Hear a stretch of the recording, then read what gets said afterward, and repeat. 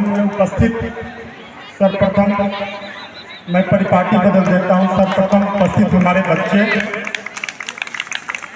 तत्पश्चात श्री सूर्यदेव शर्मा जी, बड़े भाई वरिष्ठ और प्रसिद्ध नेत्र चिकित्सक शर्मा जी, हमारे साथ मंच साझा कर रहे हैं श्री राकेश बंसल जी, और इस क्षेत्र का गौरव और संपूर्ण भारत में आपके कस्बे का, आपके जिले का नाम रोशन करने वाली बिटिया।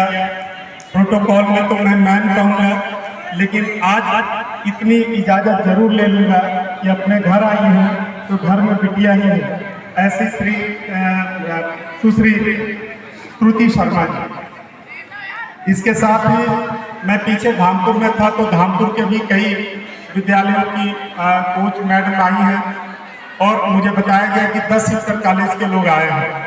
देखिए,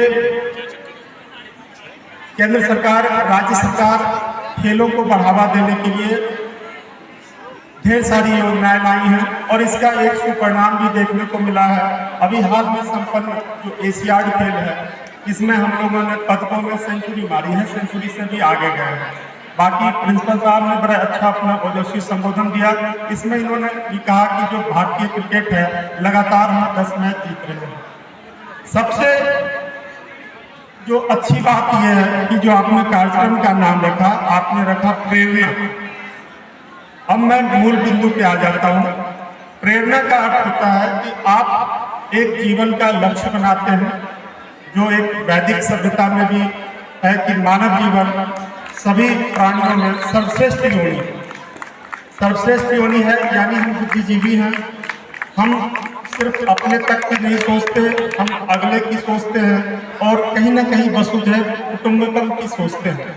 अब आ जाइए आप इंडिविजुअलिटी पे कि जिस तरह से खेल ना सिर्फ खेल होता है, एक ही साथ ये शारीरिक, मानसिक और सामाजिक सौहार्द को बढ़ावा देने वाला होता है। आप देखते होंगे कि टीम हारती भी है, लेकिन उसके बाद भी क्रिकेट के मैदान में सबसे हाथ मिलाती जाती है। ये एक जीवन में खेल से सीखने की चीज है।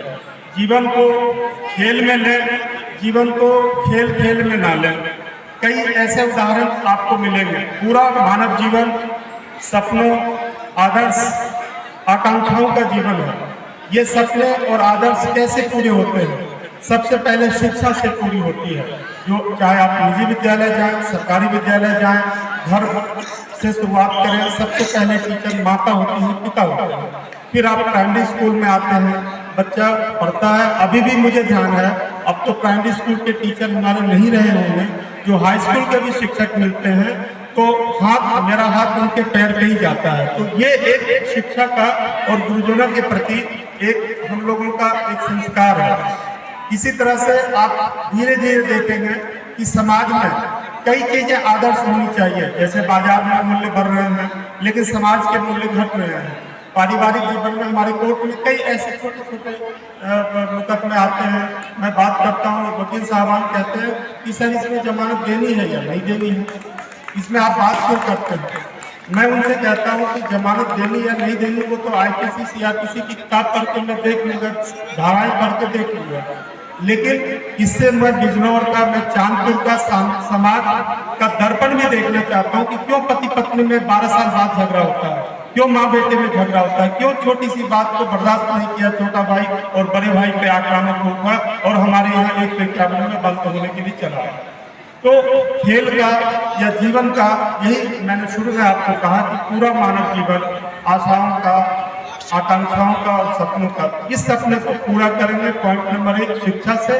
उसके बाद शिक्षा से जुड़ी हुई जो इतर गतिविधियां हैं, वाद विवाद है, मैं देख रहा था इनका कई 3 दिन का कार्यक्रम चलेगा, निबंध का कार्यक्रम होगा और भी जैसे ये खेल का कार्यक्रम है, सांस्कृतिक कार्यक्रम है। इससे आपके व्यक्तित्व का, आपके जीवन का पूर्ण विकास होगा।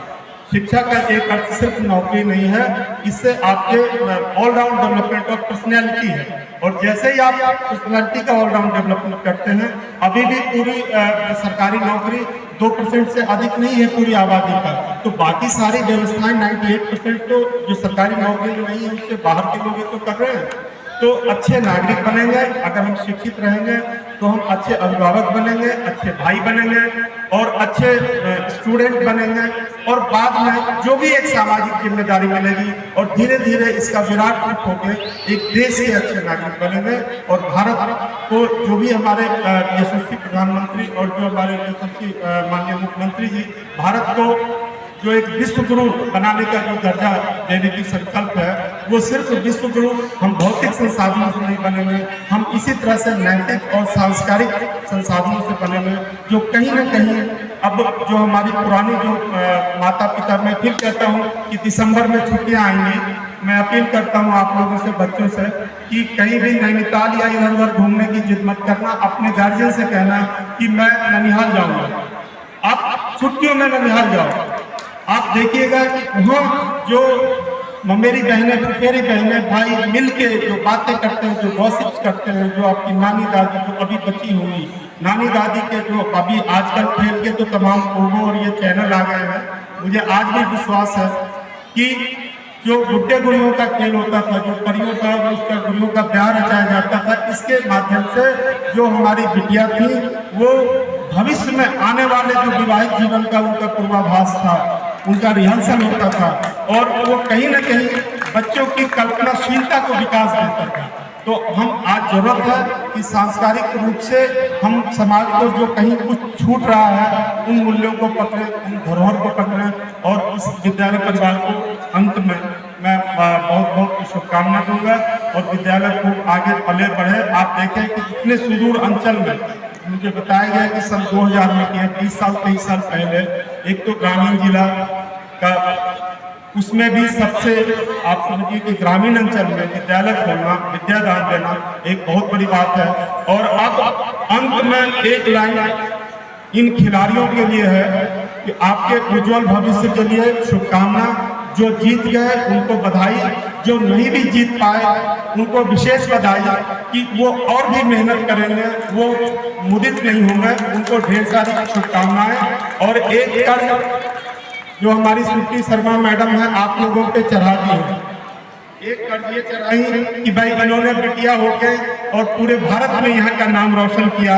अब आपसे उम्मीद है कि आप भी खेल में या अन्य क्षेत्र के माध्यम से इस भाषा का नाम पूरे भारतवर्ष में करें। इन्हीं सब शुभकामनाओं के साथ आपका बहुत बहुत